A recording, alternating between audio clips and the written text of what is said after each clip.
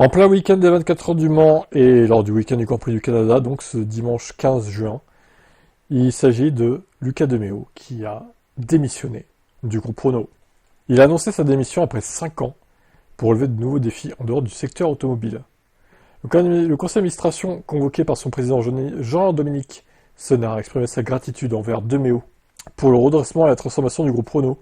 Il a accepté que son départ soit effectif à partir du 15 juillet prochain, donc ça reste 5 mois. Le conseil d'administration a initié le processus de nomination d'un nouveau directeur général sur la base du plan de succession déjà défini.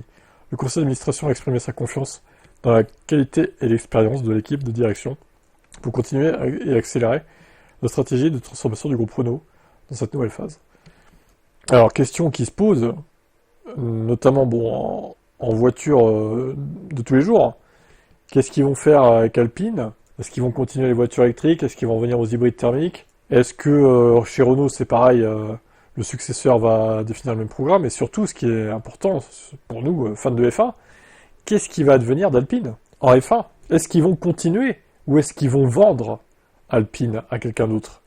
Et moi, je pense, vu qu'il n'est plus là, c'est lui qui, quand même, De Meo, qui portait le projet Alpine, je trouve, qui motivait tout le monde, qui voulait que le projet réussisse, même si bon, c'était pas trop le cas. Pour moi, le projet F1, il est mort. Le successeur continuera pas. Et même, pareil, l'endurance, je suis même pas sûr qu'il continue non plus. Je vous le dis, à mon avis, 2026 sera la dernière année d'Alpine en F1. 2027, ils vendent, j'en suis quasi persuadé. Bon, écoutez, en tout cas, c'est une annonce choc, personne s'y attendait. Donc, à voir comment ça va évoluer. Et bonne chance à lui dans sa nouvelle aventure hors du secteur automobile. Alors, pour revenir vite fait sur le calendrier 2026, il semblerait que le Grand Prix du Canada sera en même temps que les 500 miles d'Indianapolis, qui n'ont pas lieu le 31 mai, ils ont lieu le 24 mai. Donc la F1 a mis le Grand Prix du Canada qui sera à 20h face aux 500 miles qui commenceront à 19h normalement. Donc là, ils ont fait un choix délibéré de mettre clairement les deux en face l'un à l'autre. C'est terrible. C'est vrai que pour les fans de sport auto, au final, c'est pas terrible de faire ça, je trouve. Bon, après, je vais pas vous mentir, j'ai regardé les 500 miles cette année en 2025, je les ai pas trouvés terribles. Donc, moi, je privilégierais toujours la Formule 1.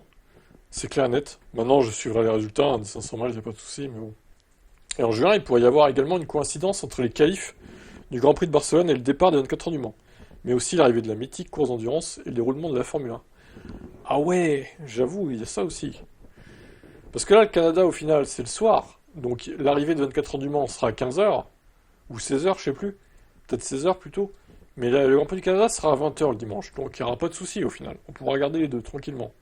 Mais là, c'est vrai que s'il y a le Grand Prix d'Espagne, de Barcelone, de Catalogne, à 15h et que l'arrivée est à 16h, ah, c'est abusé aussi ça.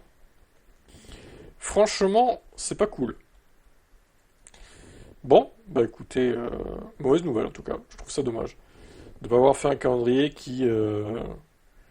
Après, si tu regardes à chaque fois ce que fait la concurrence, c'est compliqué quoi. Je suis bien d'accord, mais il y avait peut-être moyen quand même d'arranger tout le monde, faire en sorte de pas clasher les dates. Ils ont toujours essayé de faire en sorte de pas clasher les dates, que ce soit au Mans ou voilà pour l'IndyCar.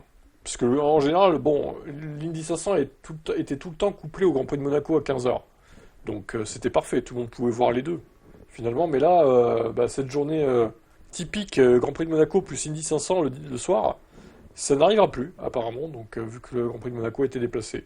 La tradition se perd, mais bon, c'est comme ça, ils ont voulu changer. C'est leur choix. Bah, ça y est, ils ont eu la super licence pour Lindblad, Arvid, et pas Alvin du coup. Arvid Lindblad, 17 ans, fêtera ses 18 ans le 8 août et occupe actuellement la troisième place du championnat F2. Il a obtenu une dérogation de la FIA pour courir en F1. L'annonce a été faite directement par la fédération. La FIA a reçu la demande d'octroi de super licence à Arvid Lindblad avant son 18e anniversaire. Après avoir examiné les informations soumises à la pluie du monde, le Conseil mondial a constaté que le pilote avait récemment et régulièrement fait preuve d'une habilité et d'une maturité exceptionnelle en monoplace et a donc approuvé la demande. Cette nouvelle est d'une grande importance pour le présent et l'avenir du marché des pilotes. Le feu vert donné à Lindblad était en effet important pour Red Bull afin de s'assurer de la possibilité de remplacer Verstappen à Grand Prix avant donc l'anniversaire de Lindblad, donc en août.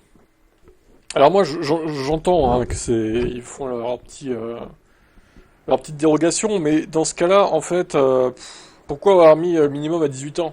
J'ai envie de te dire, putain, si c'est pour obtenir des dérogations...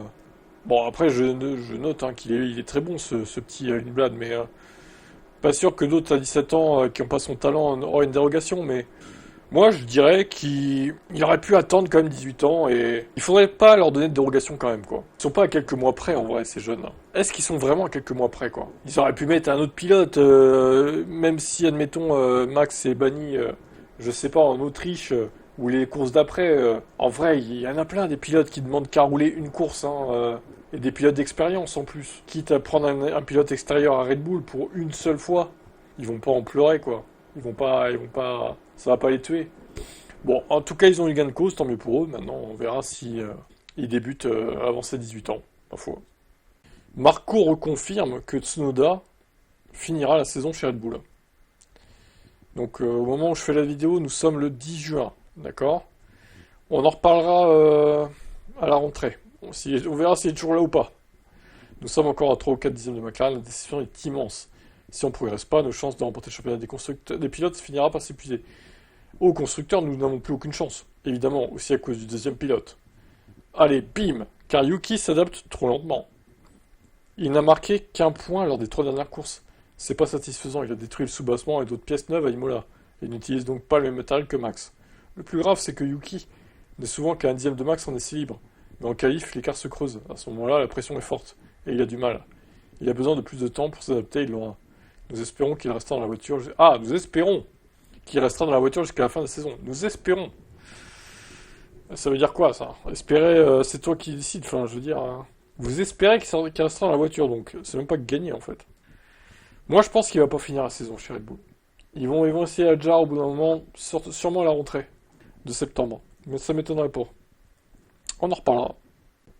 Jordan Palmer ne peut pas imaginer que Piastri perdrait des points bêtement comme Max a fait sous le coup de la colère en fait. Ça on sait pas. En vrai, peut-être qu'au bout d'un moment, avec la pression qui va augmenter, on sait pas. Hein. Il va peut-être avoir des moments de craquage aussi, Oscar. Hein. Pour l'instant, il reste calme, c'est sûr, il reste serein, mais on sait jamais, on sait jamais. Il semble avoir l'esprit plus calme, du moins dans mes souvenirs en Formule 1. Il n'en est qu'au début de sa carrière, et nous ne savons pas encore ce qu'il vaut sous la pression d'un titre. Ça viendra plus tard cette année, mais cet homme est incroyablement calme comparé à tout ce qui se passe autour de lui. Raikkonen était surnommé l'homme de glace en Formule 1, mais je l'ai encore vu plus vif qu'Oscar. Être capable de garder un tel sang-froid ne peut être qu'une force. Je n'ai pas encore vu commettre d'erreur sous la pression. On n'imagine pas perdre des points à cause de la colère comme Verstappen l'a fait dimanche. Bah, surtout, ouais, il reste calme à la radio aussi. Parce que Raikkonen, il avait tendance à s'énerver, à péter des plombs à la radio aussi. Même si en piste ça allait, mais il se défoulait dans la radio en fait. Donc, même à la radio, Oscar, il est un calme olympien. Bon, après, il a pas non plus été poussé à la faute par son équipe à faire de la merde stratégiquement. Enfin, c'est déjà arrivé, mais il jouait pas le titre à ce moment-là, en 2024 par exemple. Donc, bon. Moi, je pense qu'au bout d'un moment, il va s'énerver, mais à quel point? Je pense pas qu'il ira au contact avec d'autres pilotes d'énervement comme peut le faire Verstappen.